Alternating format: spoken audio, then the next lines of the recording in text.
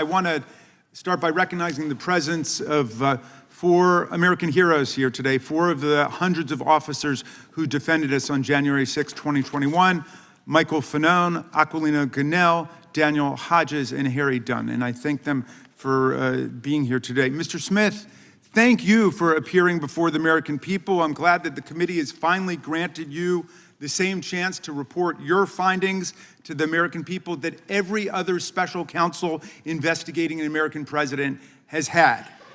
The good chairman started by saying, it's all about the politics. Well, maybe for them, but for us, it's all about the rule of law and who's going to stand by the rule of law and who's going to oppose it.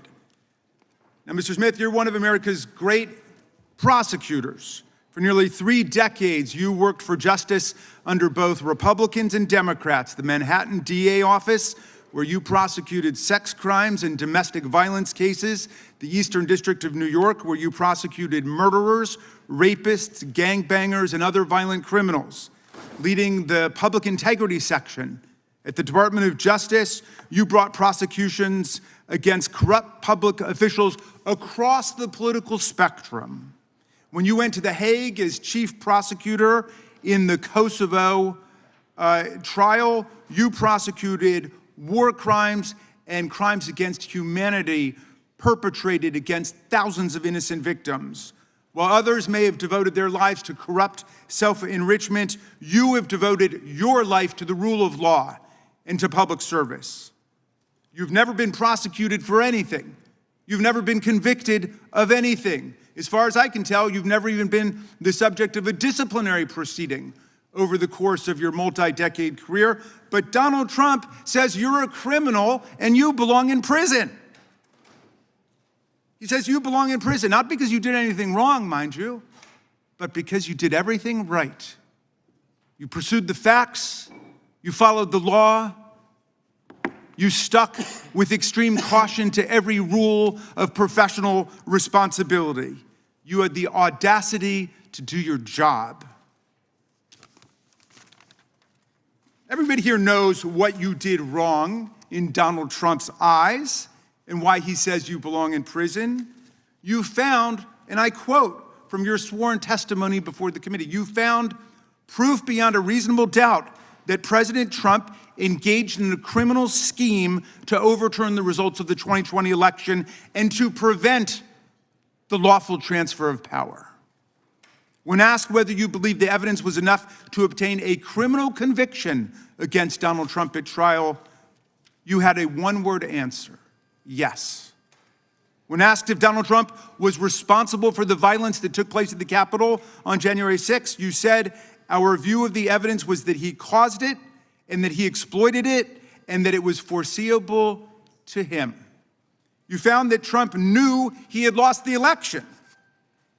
How? Well, his own Attorney General, William Barr, repeatedly told him so and described all of Trump's theories as BS. Trump's top campaign advisors told him he lost the election. Vice President Pence told him he lost the election. More than 60 federal, state, and court decisions, including 8 rendered by judges he appointed to the bench, rejected every outlandish election fraud and corruption claim that he made. Trump himself even privately acknowledged it, gesturing to Joe Biden on TV and saying, quote, "Can you believe I lost to that effing guy?" He knew he lost, but he threw everything into his big lie, which some people, even in this room to this day, will stand by and swear by. Well, when the big lie wasn't enough to convince officials like Georgia Secretary of State Brad Raffensperger, a Republican, to commit election fraud and just fine Trump 11,780 votes, when it wasn't enough to convince Trump's DOJ to, quote, just call the election corrupt and leave the rest to me and the House Republicans, when it wasn't enough to force Vice President Mike Pence to announce and then exercise lawless powers to reject Electoral College votes and use counterfeit slates to anoint Trump the winner, that's when Trump incited mass violence on January 6th. While more than 140 officers were being brutally assaulted by Trump's mob, while rioters beat them with flagpoles and sprayed them with chemical agents and crushed them in doorways, And while they chanted, "Hang Mike Pence," and chased the vice president out of the Capitol, Trump and his team worked the phones, calling not the National Guard, which was under the direct unilateral control of Donald Trump, but calling members of Congress, urging them to delay certification and to nullify the election results. Special Counsel Smith, you pursued the facts. You followed every applicable law, ethics rule, and DOJ regulation. Your decisions were reviewed by the Public Integrity Section. You acted based solely on the facts, the opposite of Donald Trump, who now has purported to take over the Department of Justice. He's in charge of the whole thing under his unitary executive theory, and he acts openly, purely based on political vendetta and motives of personal revenge, and he doesn't deny it.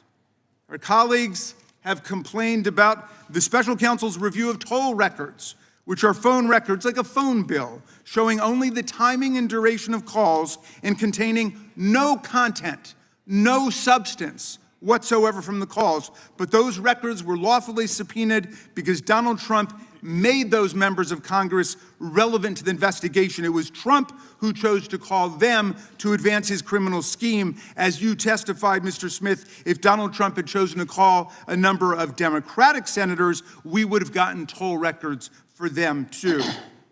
I trust our colleagues get the point because America certainly gets the point.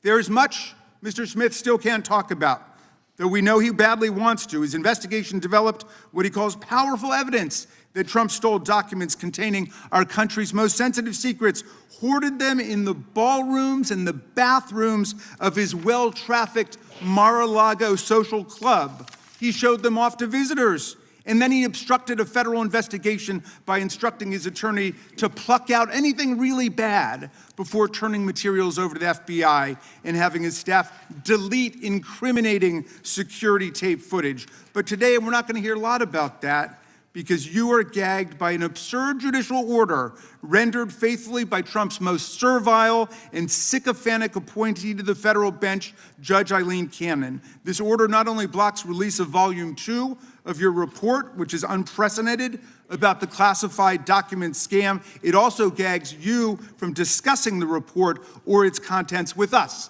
with America. And so we don't know what's in it, but it must be pretty devastating because Donald Trump is desperate to keep Mr. Smith or any other DOJ official for all time from ever releasing it to Congress and to the American people.